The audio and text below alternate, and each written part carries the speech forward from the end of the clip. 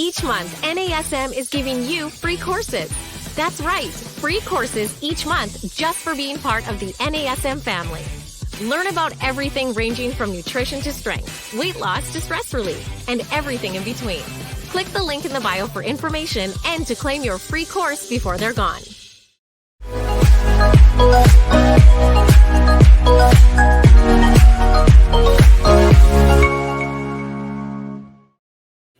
Hi, everyone. Welcome to another episode of Random Fit. I am Wendy Batts, and I'm here with my friend and co-host, Mr. Ken Miller. Ken, how are you? Good, Wendy. How are you this morning? Just living a dream. I'm telling you. Of course you are. Of course you are. Every time we record, you've got a dream to live.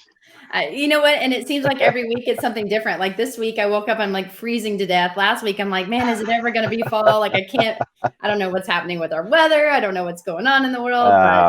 Well, yeah. You're one of those. You got to start wrapping a blanket or a poncho. I had to wear a poncho when I went to Disney because it came into a complete and utter downpour while we were there.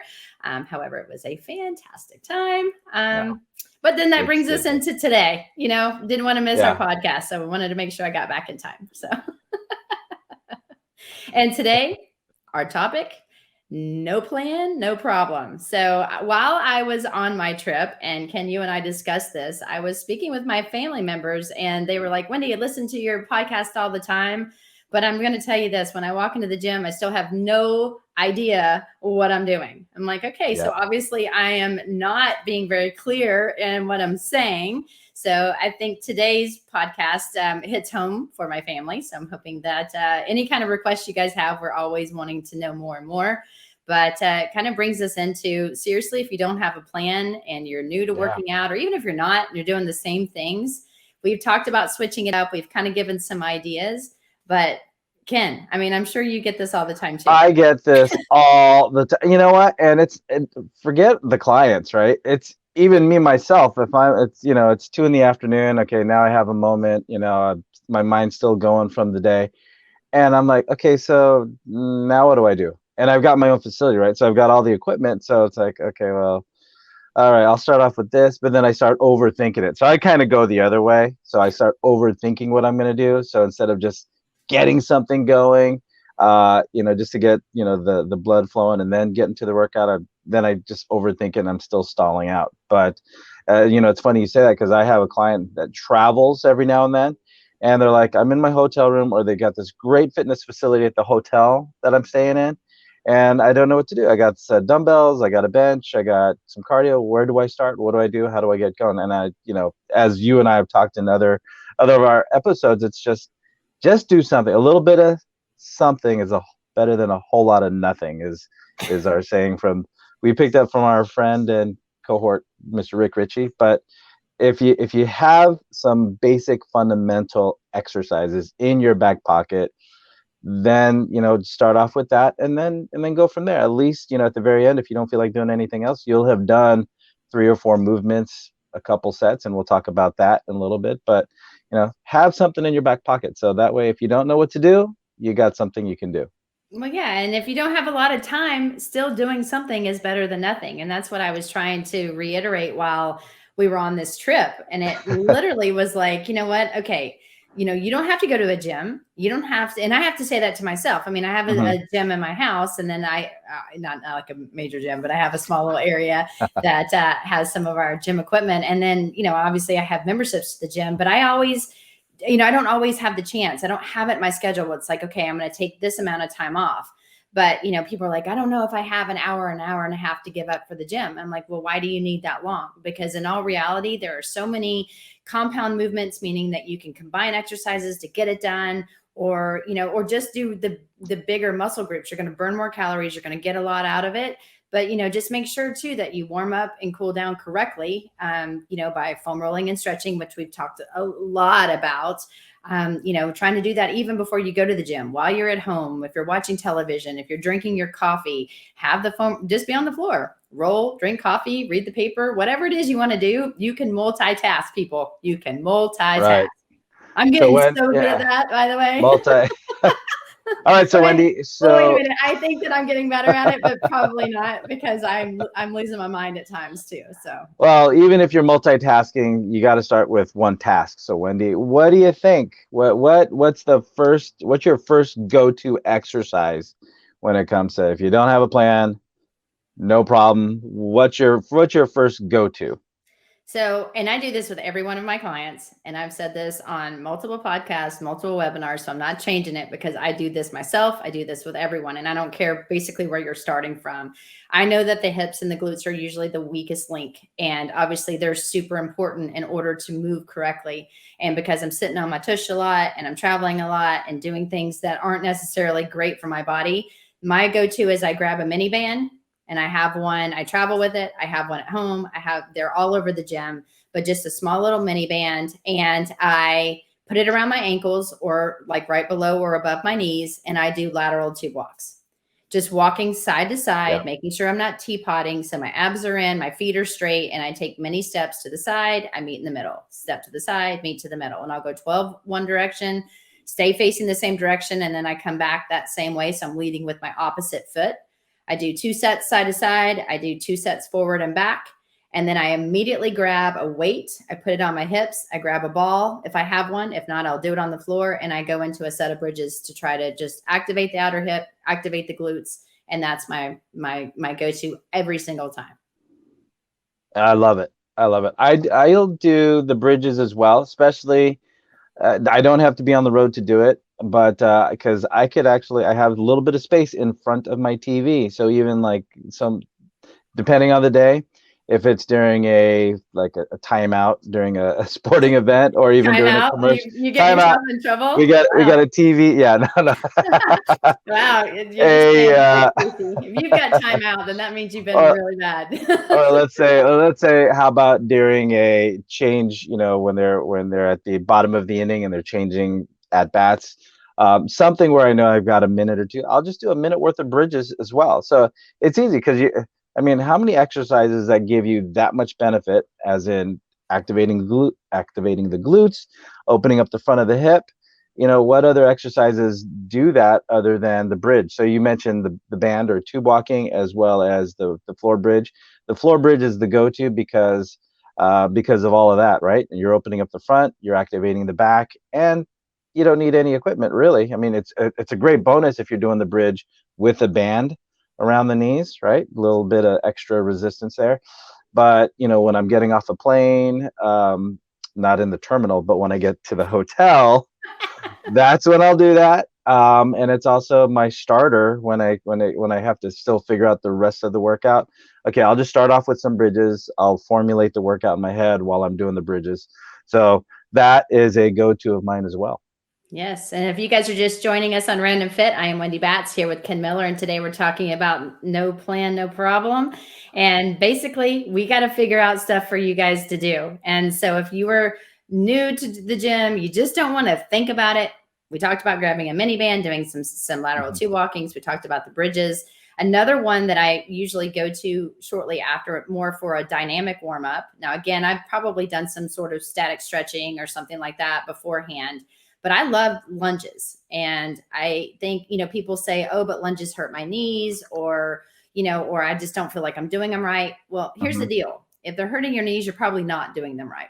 And usually when people feel like discomfort and stuff in their back knee, it's because they are literally keeping their torso straight up and down, and their legs are at a 90-degree angle. In all reality, if you slightly lean forward and you make parallel lines between your torso and like your front shin, so you slightly lean forward but still have a very flat back, you've got your chin tucked in, and you weight the front leg, so all of your weight is on the front leg, and then you really focus on the quad and glute on that front foot, and then you stand up and then do it again, and you continue either walking or even doing it stationary if you don't have a lot of room.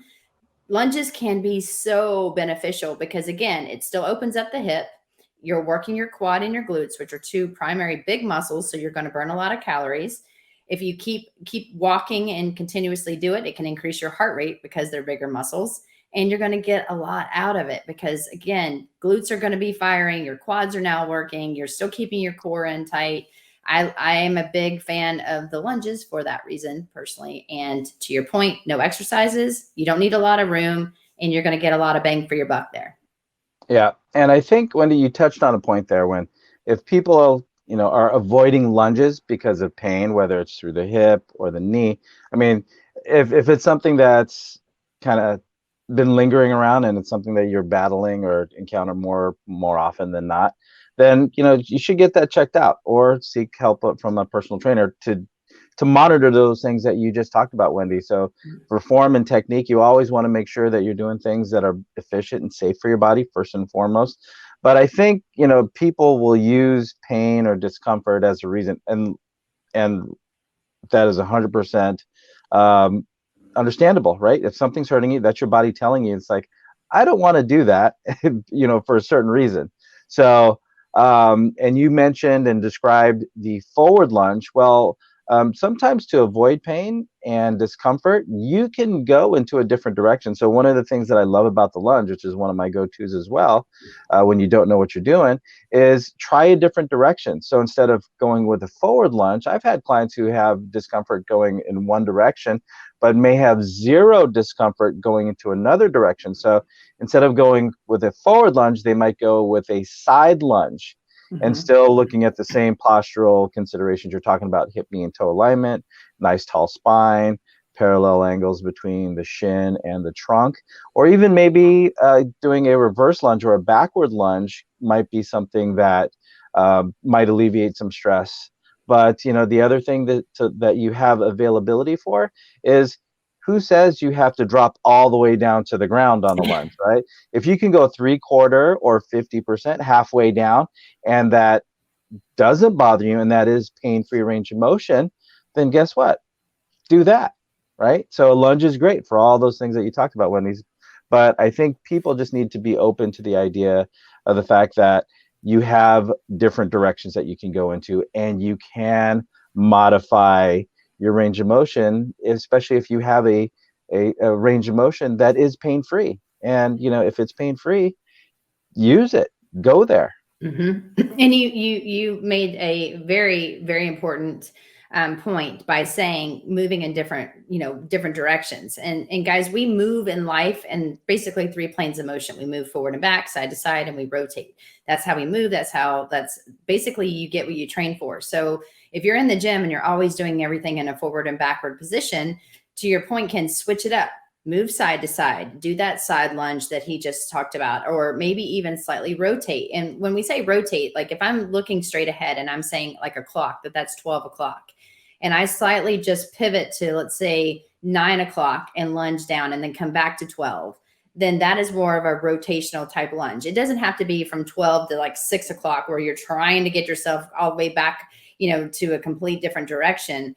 Just even a slight turn is going to teach your body how to react in the transverse plane, which is, anything with the rotation, which unfortunately, based on what we've seen, that's where most injuries occurs, when you're rotating and dropping down. So like, if you actually really focus on training yourself that way, when you're doing things in life, there's going to be a really good and positive reflection, because you're training that way. Your body knows how to react that way. And so if you think about what Ken just said, I said, doing walking lunges. And then I said, oh, okay, stationary lunges. You don't need, if you don't have a lot of space. And you're like, well, what about side lunges? And then reverse lunges. And then, transverse lunge, which is the turning lunge. That's 5 different lunges that you can do on 5 different days. So for you guys to think, okay, I don't know what to do, we just gave you 5 different types of lunges, working really big muscle groups. That's going to be very beneficial on things that you do in daily life that you can consider adding into your program. And each time just do something different. It's still a lunge, but it's a lunge in a different way, which is going to force yourself to use muscles that you're not used to using, and you're going to get a lot out of it long term. Right. And again, it's an exercise that doesn't use a whole lot of space, right? Nope. It's just as far as you can step to the right, or as far as you can step to the left, or as far as you can step in front of you. So basically, if you have one stride length of footprint, right? So whether you're in a small hotel room or a small gym that has other people working out in it, sharing spaces and trying to keep distance, it doesn't take a whole lot of space either. So it's definitely a top 5 in my book. Yes. And another really important point too, you don't have to load it. That's another really big thing, Yeah. because think about how much your body weight is. And if you slow your lunge down and you Oh, yeah. really focus on the movement itself. So think about lunging down like for 3 seconds or 4 seconds and then pausing at the bottom and then popping up and then repeating from like 12 to 20 times, or even like, let's say 10 on each leg. It's going to be extremely difficult. You don't have to hold heavy weights. That's what's great about it. To your point, you don't have to have all of this excessive equipment in order to really get a lot of benefit out of that. Yeah. And again, if you're, the reason why you can't come up with a plan for your workout is because you're just thinking, how can I spend the most amount of calories in this short amount of time? Guess what's going to spend a lot of calories? Lunges. Big muscles burn calories. Yes. And those of you guys that are just joining us on Random Fit, again, we are talking about no workout plan, no problem. We have talked about lateral tube walking. We talked about bridging. We talked about lunges. And now I'm going to talk about the push-up. I think the push-up is amazing because it is a plank, basically. So you're working all of your core. And remember, there's approximately 29 muscles that make up your core. So you're focusing on all those little muscles that protect the spine. You're squeezing in your stomach, you're squeezing in your glutes. So everything's having to really work to hold and maintain that alignment. And even if you can't do a push-up on the ground, you can be on your knees, you can hold onto a bar, a countertop, a wall, you can elevate your feet, you can do so many different things. Plus, if you really go down nice and slow, you hold it and then you push up. You're working your chest, you're working your shoulders, you're working all of those muscles that actually focus on how your shoulder blades are supposed to move, and your core. I mean, geez, it's a win-win. They're hard. Nobody likes them. But the reason why no one likes them is usually because they're hard. Right. Right. So if you think, I mean, if you just kind of think about what we just talked about so far, Wendy, we've got, again, you don't know what to do. You go into a gym, you're like, I just don't know. Whether it's motivationally related, or you see a bunch of equipment that you're not familiar with. And so you're just, that analysis paralysis thing. So like I said, you just can overthink things. So let's just say you've done your floor bridges, you've done a set of lunges. Well, guess what? You got your glutes, right? Your posterior chain with the bridges. You've now got the lower body with the lunges, and now it's time for some upper body work, right? And again, as you said, Wendy, you're activating a lot of core, right? So think about one way to think about the push-up is just it's a moving plank. Ears, shoulders, hips, knees, and ankles. All of those checkpoints should be in line, just like if you were doing the plank. So think of it as an extended core workout that now emphasizes the upper body pushing muscles, as you said, chest, shoulders. You're getting the arms in it as well. So from that vantage point, there is a lot of ways you can vary it, but just bang out 10, think about the next exercise you're going to do, then bang out another 10 with those considerations in mind as far as alignment, muscles that you're using or not supposed to use. But overall, push-ups are great. If you don't know what to do, this is one of those things you just, it's like in high school or those movies about, boot camp in the military, drop and give me 20, right? So if your default is just drop and give me 20. Once you get your 20 in, then you can figure out the rest from there. But push-ups, that's another one.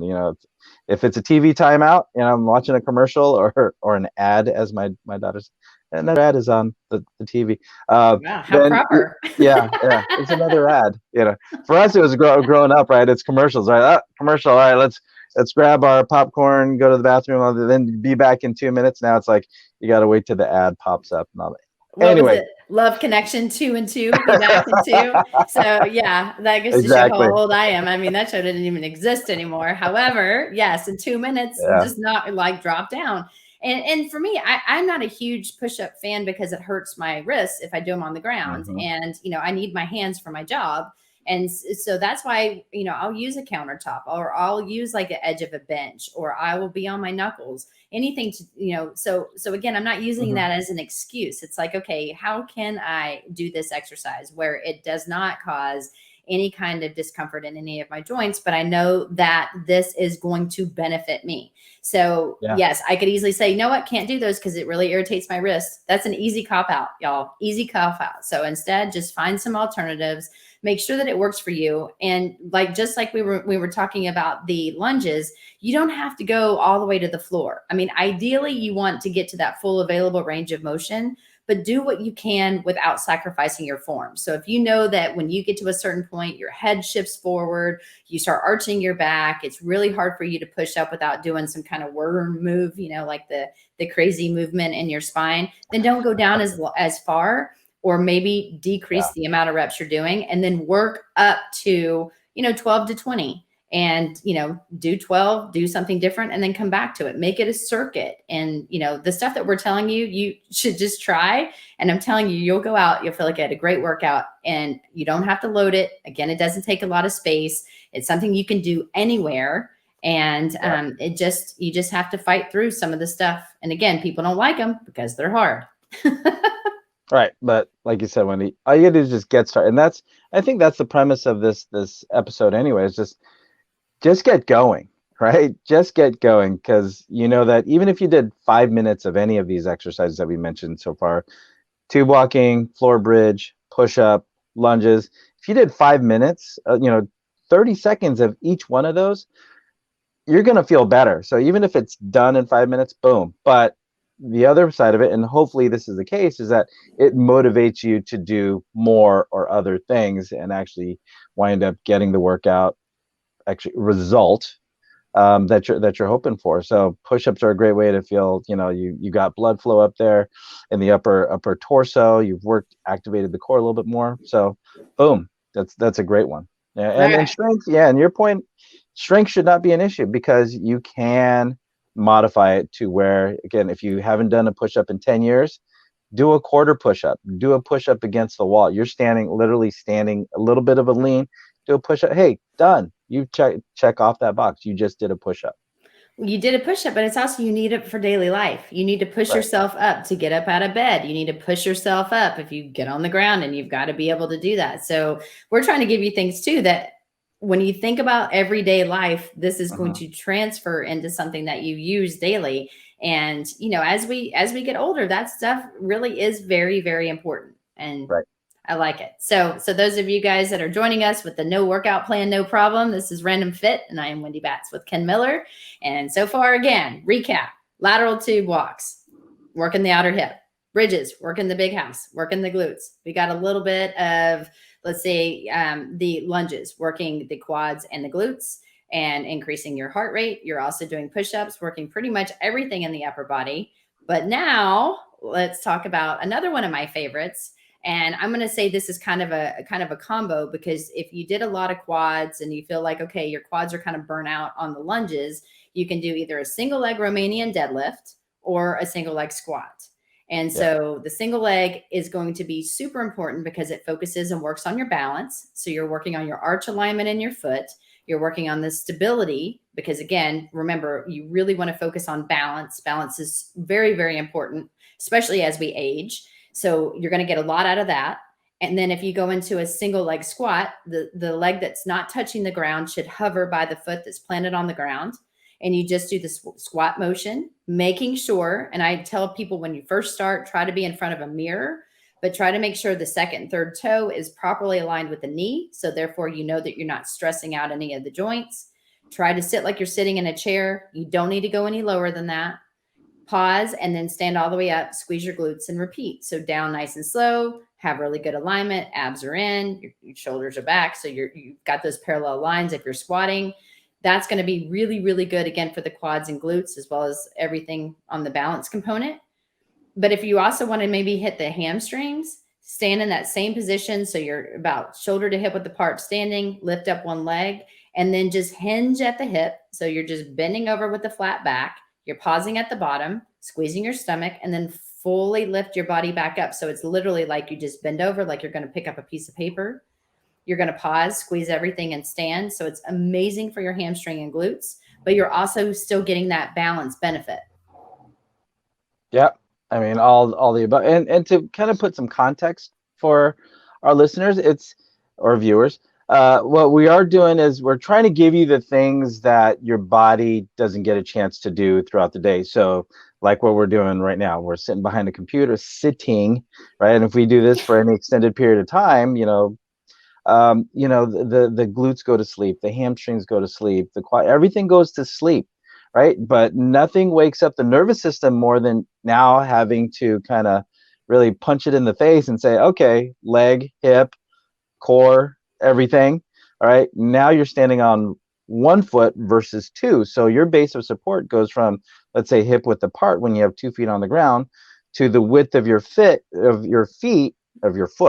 right? When you're standing on one leg, right? So now all those things you talk about, Wendy, your foot and ankle have to wake up. Your hips have to wake up. Your core has to wake up, because if we're doing it right, if we're really using those hips to help stabilize and control the spine above it, right? Those glutes really have to fire up to keep that hip from dropping.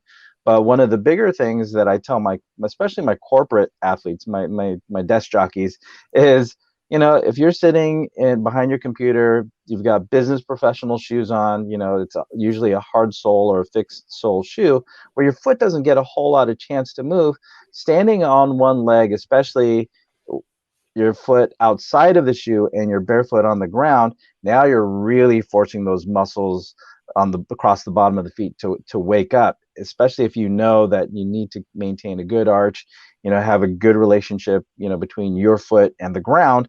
This is any kind of balance exercise. But as you pointed out, Wendy, if you're doing a single leg squat or a single leg Romanian deadlift, it's a great way to get the quads and the glutes fired up. But one of the things that I tell my clients, and more importantly, is wake up those feet, get those guys, to wake up a little bit, because they're actually going to sleep when they're in a shoe, or if you're just sitting down, they're not doing anything. So single leg work is a big bonus and a high recommendation for me, especially when a client says, well, what can I do when I'm on the road? You know what? Take off your shoes, do 10 single leg squats or 10 single leg Romanian deadlifts, and let's wake up the feet and let's wake up the hips and just kind of string everything together with balance work. I love it.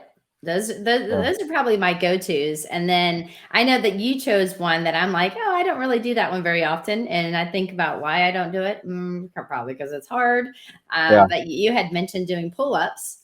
And, yes, you would need some kind of fixed bar. You'd have to have Yeah. something to be able to pull up on. For me, Yeah. I am struggling with pull-ups. I've never Yeah. been great at them. Like I do maybe a couple that look great. And then after that, I look like, a fish out of water that's doing everything to try to climb myself up in midair to get above the bar. Mm-hmm. So, I shrug my shoulders. I do a lot of compensations. I'm not very good at them.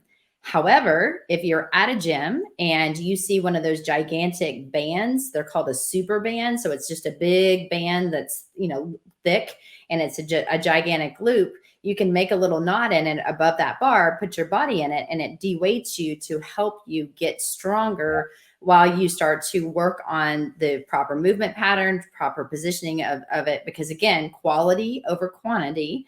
And then you start building your strength up to where you will no longer need that thick of a band. Then you can go to a smaller band, and then eventually no band. And so when you put that on there, I'm like, I am a victim of not wanting to do that one.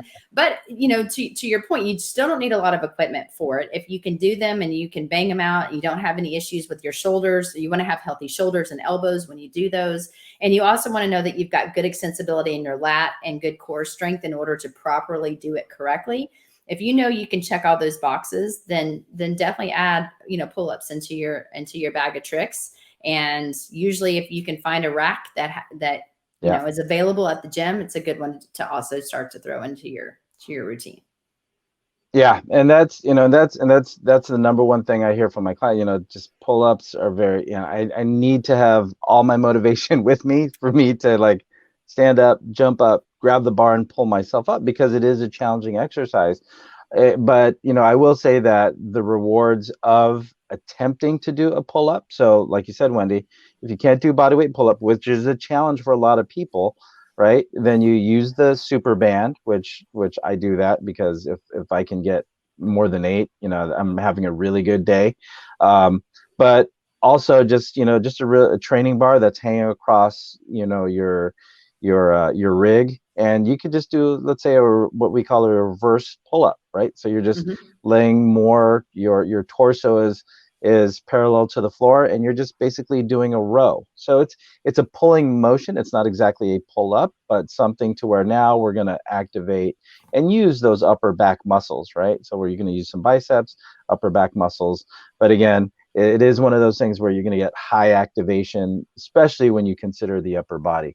But challenging exercise, yes, but if you can do it, and one of those things that you can really, pat yourself on the back on once you do get it done, because it's not easy for a lot of people. So if you actually check off that box, that's a big box to check off if you can do it. I'm a big fan of the inverted row. So like Ken was Yeah. saying, where your back is like, basically you're laying on the ground and then you pull yourself up. And if you have equipment and you have like a TRX, I do a TRX, inverted row or bar inverted row with a ton of my clients, including myself. I love it. There's a huge benefit. We know that the back muscles are usually weaker because of the rounded, shoulders that we have sitting at a desk or doing things in a forward position, which unfortunately is where we usually live. So anything that you can do to really open up your chest and get those back muscles to fire, that's a huge benefit. But I mean, the last thing, because I know we're getting ready to wrap up for the day. One other thing that we actually did a whole podcast on, to me, I think, doing any kind of full body movements. So if you go into the gym and you see that like there's not a lot of things available, but like maybe you can grab a set of dumbbells, and then you have like a little plot of land, or I say it's plot of space or land at the gym, or if you're at home and you're doing something, and even if you grab 2 bottles of detergent or whatever it is that you have, you could do like a squat to a bicep curl to an overhead press. So you're working your quads, your glutes, your biceps, and your shoulders. You can do the lunges that we just talked about, lunge, stand up to bicep curl to press. You can do the deadlift to like a side, like shoulder scaption. So you're working your shoulders in a safe position. And remember, when we say scaption, it's not where your arms are going forward into a lateral raise or a front raise or to the side of a lateral raise. You're making a 90-degree angle. So it's really safe for your rotator cuff, and it's good positioning while still working those muscles. Any of those combos that you can do where you're knocking out 2 or 3 body parts at one, you're going to reduce the amount of time, you're going to activate more muscles, and you're going to get more bang for it because you're having to burn and expend more calories while you're doing those combo motions. And to me, I want to get in, I want to get out, but I want to make sure I hit everything. So if I'm running short on time, that's also like just my go-tos, is I try to think of all these movements that I can put together that make sense, and then do 12 to 20, good form, slow tempo. And those are basically all of that we just talked about. Those are all my go-tos when I have no clue and I don't want to think about what I'm going to do.